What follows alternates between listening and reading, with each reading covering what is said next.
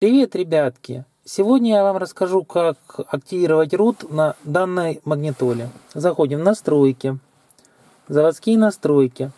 И вместо пароля 136 вводим звездочка, решетка, H, C, T, решетка,